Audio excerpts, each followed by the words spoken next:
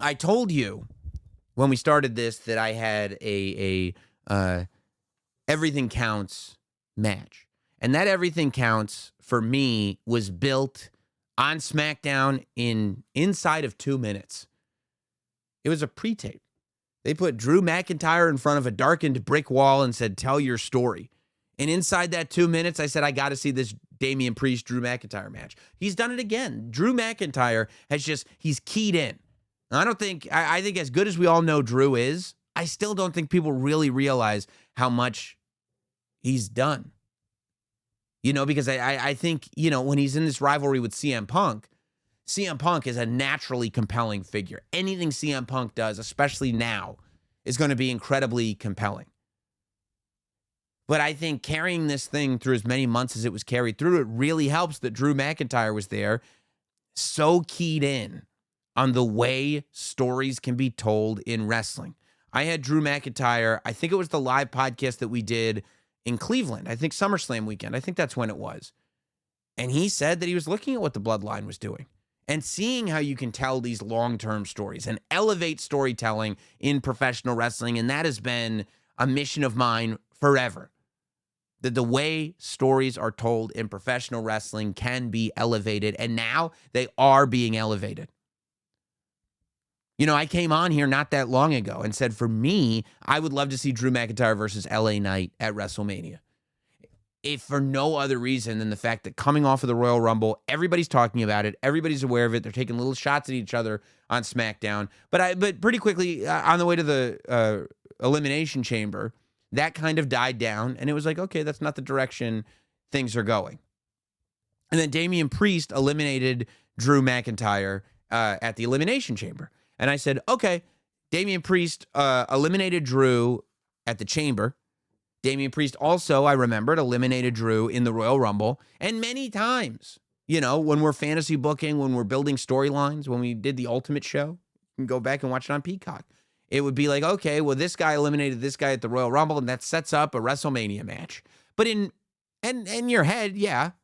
But in reality, in a reality where storytelling is elevated in wrestling, in a reality where week to week there is so much happening that we need depth, we need meat on the bone, I need to be able to sit down and tell somebody that's not watching why this story is worth a WrestleMania match, why this is so compelling.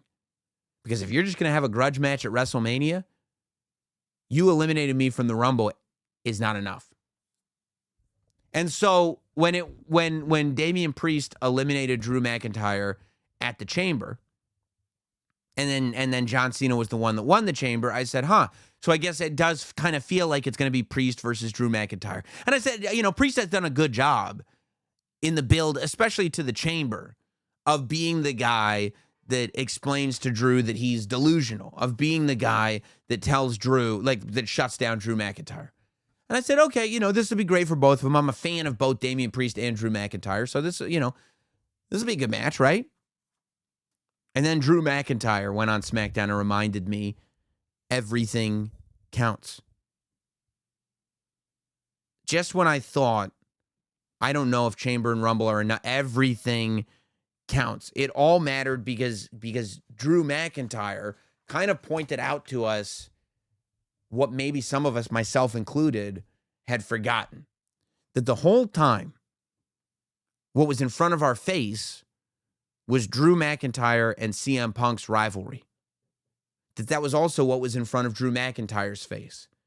But happening around us the whole time, going back to a year ago, was Damian Priest benefiting from every single time that CM Punk screwed Drew McIntyre. And that is something that has not really been addressed. And finally, we can address it. He built a case that Priest has silently been taking advantage every single time something bad happens to Drew McIntyre.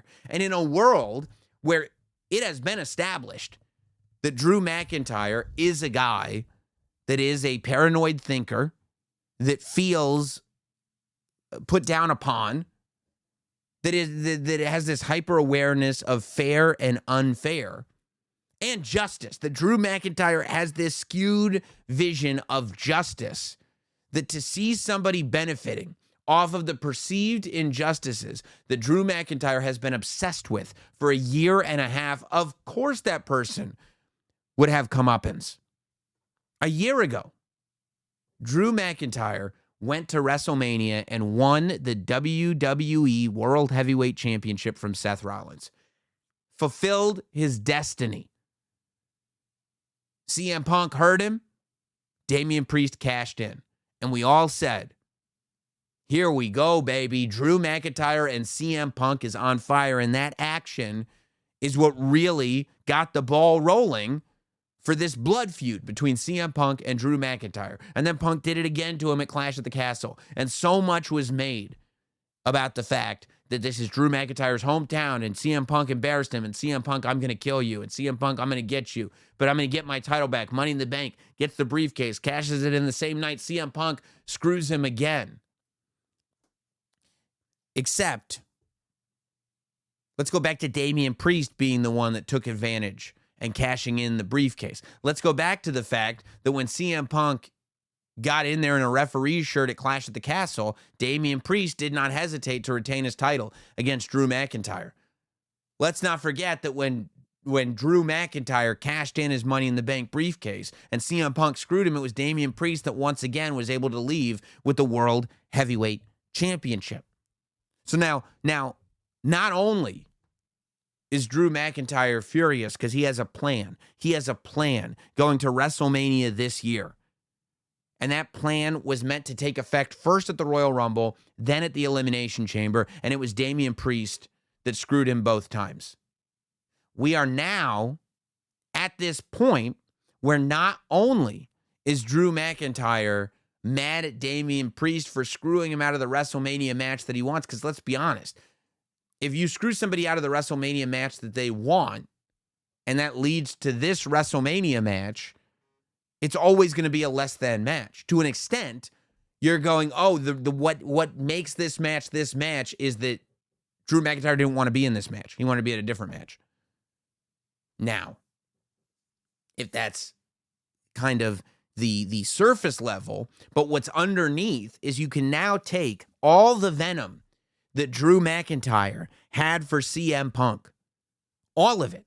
The WrestleMania thing, the Clash at the Castle thing, the Money in the Bank thing, all of that now gets pushed forward to Damian Priest because he was there for all of it. Then all of a sudden, this Drew McIntyre Damian Priest match is not something that's been built since the Royal Rumble. This match becomes a year in the making.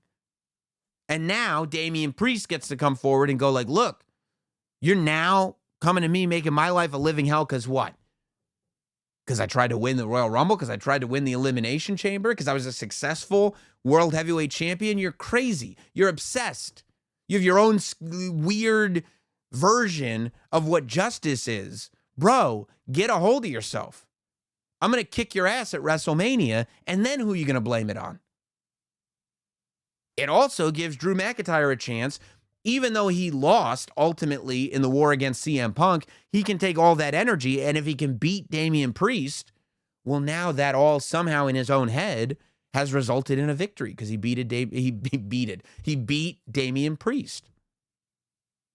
So you've now got both Damian Priest and Drew McIntyre are in this position where it's like you talk about who's at the top of the card, and most of us would say, man, Drew McIntyre and Damian Priest should both be in that conversation. When you talk about who should be main eventing WrestleMania, when you talk about who should be the world champion, when you talk about who should John Cena be facing, who should Cody Rhodes be facing, who should Gunther, who should Jey Uso be facing, both Damian Priest and Drew McIntyre are names that come up.